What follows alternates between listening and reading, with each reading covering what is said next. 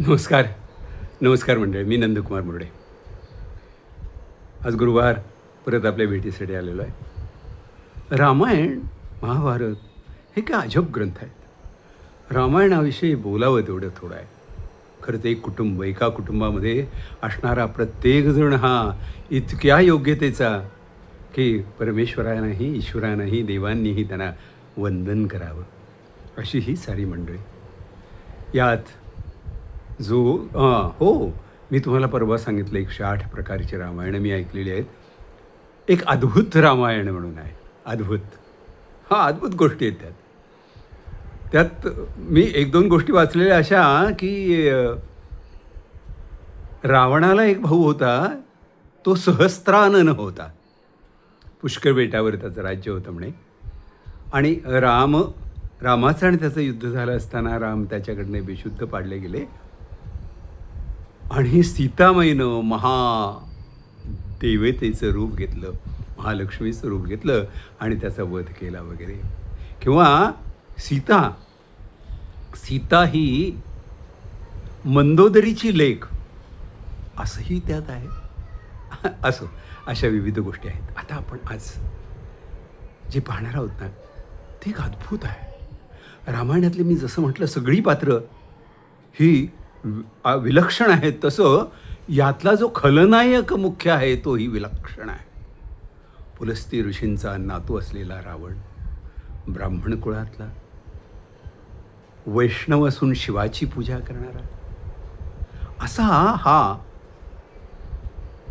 संपूर्ण तिन्ही लोकांना आक्रमित करणारा, नवग्रह ज्याच्या पायाशी आहेत, असा असा हा रावण. हा आणि या कथानकाचा खलनायक आहे. रामायणातली सगळीच पात्र विलक्षण खरंच. आता गोष्टीचा भाग असा आहे, किंबहुना कथेचा भाग असा आहे, की रावणावर चालून जाण्याचं, श्रीलंकेवरती चालून जाण्याचं ठरलेलं आहे. रामेश्वरसारख्या ठिकाणी त्या काळामध्ये असणारं जे अरण्य, त्या अरण्याच्या बाजूला आणि समुद्राच्या काठी राम, लक्ष्मण आणि त्यांची चतुरंग सेना ही आहे. आणि आता श्रीलंकेवरती चालून जाण्यापूर्वी रामाने अशी इच्छा केली की त्यांचं जे आराध्य दैवत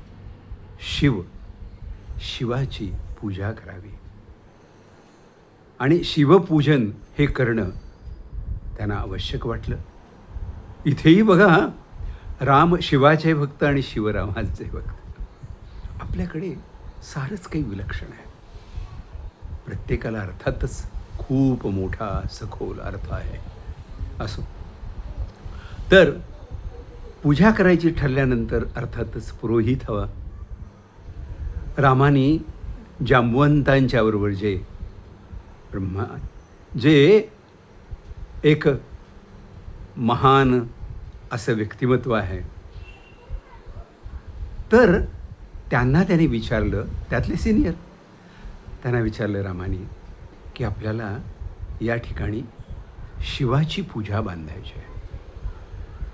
तेव्हा या शिवाची पूजा सांगण्यासाठी मला पुरोहित हवा आहे. आणि जो वैष्णव असून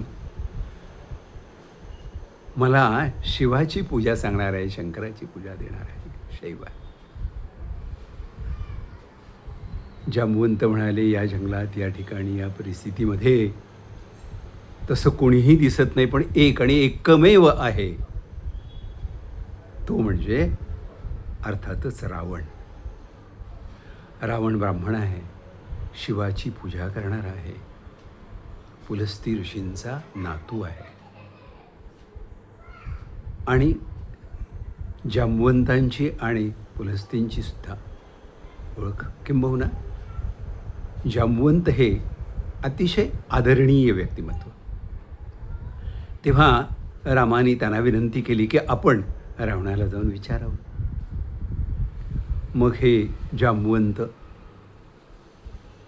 लंकेत गेले आणि त्या ठिकाणी जेव्हा रावणाला कळलं की जांबुवंतजी येत आहेत, तेव्हा त्याने सर्वांना आज्ञा केली की त्यांना अतिशय आदराने घेऊन या. स्वतः रावण आपल्या मंदिराच्या दारात आला, नमस्कार केला, त्यांचं पूजन केलं, आदर दाखवला आणि नमस्कार करून विचारलं, आपण किंकारणवशात येणं केलं? जांबुवंतांनी सांगितलं की माझ्याबरोबर 2 क्षत्रिय पुत्र आहेत आणि त्यांना युद्धापूर्वी एक पूजा करायची आहे शिवाची, आणि त्यासाठी पुरोहित म्हणून मी आपणास निमंत्रित करण्यात आलेलो आहे, याल? रावण हसला. तो म्हणाला, हो, माझ्या माहितीप्रमाणे ते जे 2 जण आहेत ते अयोध्येचे राम आणि लक्ष्मण, हो ना? जांबुवंत म्हणाले, हो, याल का? रावण म्हणाला, मी फक्त कुतूहल म्हणून विचारलं, पण पुरोहिताचं असं कर्तव्य आहे की जेव्हा पुरोहिताला जर पूजेचं निमंत्रण आलं तर त्यांनी ते नाकारायचं नसतं, ते स्वीकारायलाच हवं.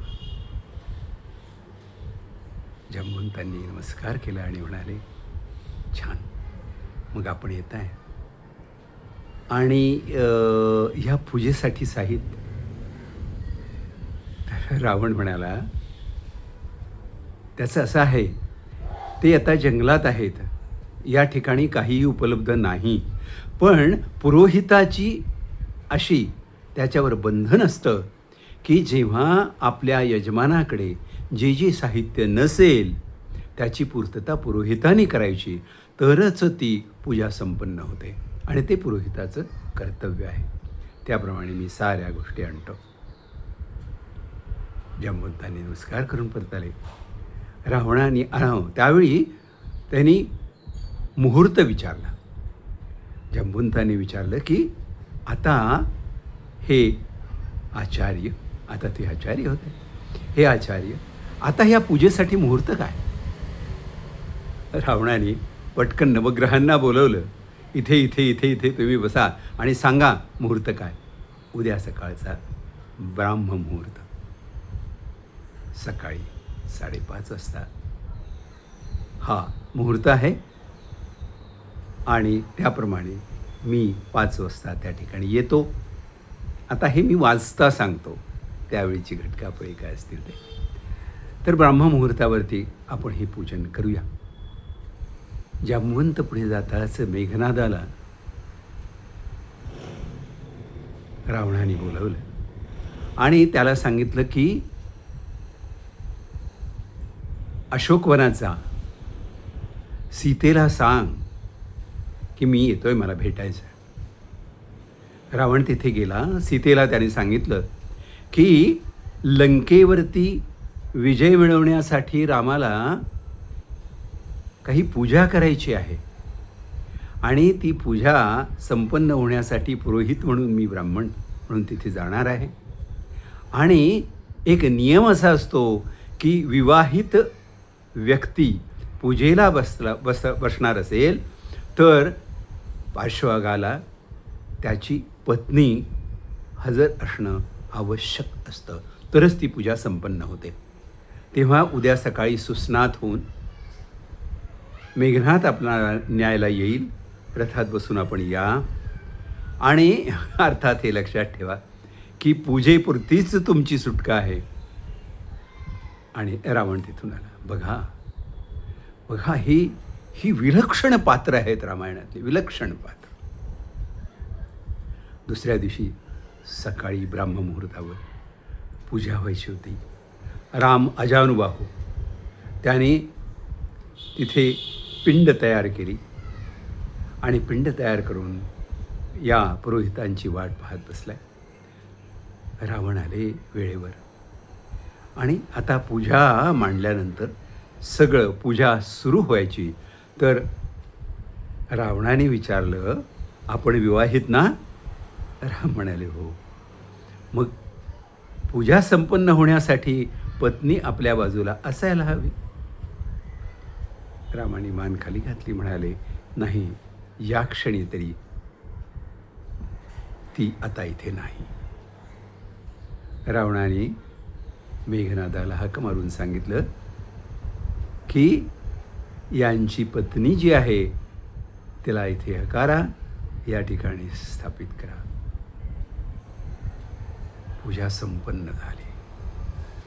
बघा, पूजा संपन्न झाल्यानंतर रामाने नमस्कार केला आणि पुरोहितांनी म्हणजे रावणाने आशीर्वाद दिला. ज्या संकल्पाने आपण इथे हे पूजन केलेलं आहे तो संकल्प अर्थातच श्रीलंकेवरचा विजय हा संपन्न होईल. आणि आशीर्वाद देऊन निघाले तर राम म्हणाले, पुरोहित सर, आचार्य आपली दक्षिणा. रावण म्हणाला, या ठिकाणी अशा अवस्थेमध्ये आपण आहात तर इथे दक्षिणा घेणं मला काही ठीक वाटत नाही. पण राम म्हणाले, मी रघुवंशातला, दक्षिणा दिल्याशिवाय माझ्या पूजेची पूर्तता कशी होणार, फलप्राप्ती कशी होणार. तेव्हा रावण म्हणाला, जर काही द्यायचंच असेल तर एक द्या. जेव्हा माझा अंतसमय असेल तेव्हा आपण माझ्यासमोर असा. राम म्हणाला, पण त्यावेळी मी असेन नसेन. रावण म्हणाला, या पुरोहितांनी दिलेला आशीर्वाद, या ज्या ठिकाणी आपण या शंभूची पूजा केलेली आहे त्या ठिकाणी आपणास मिळालेलं हे पूजेचं फळ, त्यामुळे आपला विजय निश्चित आहे. आणि आपण जेव्हा माझ्यासमोर असाल, मनात म्हणाला, जेव्हा राम माझ्यासमोर असेल तेव्हा मला स्वर्गप्राप्ती ही निश्चित मिळणार. आणि त्याने रामांना तसा आशीर्वाद दिला आणि राम, लक्ष्मण यांनीही प्रणाम केला. सीता परत रथात बसली आणि परत हा ठिकाणी. बघा, या ठिकाणी ही जी विलक्षण गोष्ट घडते ना, प्रत्येकाला आपल्या कर्तव्याची जाणीव आहे. रामाला आपल्या कर्तव्याची जाणीव आहे, रावणालाही आपल्या कर्तव्याची जाणीव आहे. जे काही घडलंय अशा सर्व गोष्टींची जाणीव ठेवून नीतीने वागणारी ही मंडळी, म्हणून हा ग्रंथ, यातल्या प्रत्येक कथा आणि गोष्टी अजरामर होतात. कर्तव्यदक्ष असा, नीतीला धरून वागा. नीतिमत्ता महत्त्वाची आहे. आणि जे आपल्याला नैमित्तिक कार्य दिलेलं आहे त्याचे नियम समजावून घ्या, त्या नियमात राहा, तसे वागा, सुखात राहा. जय श्रीराम, जय श्रीराम, जय श्रीराम. धन्यवाद.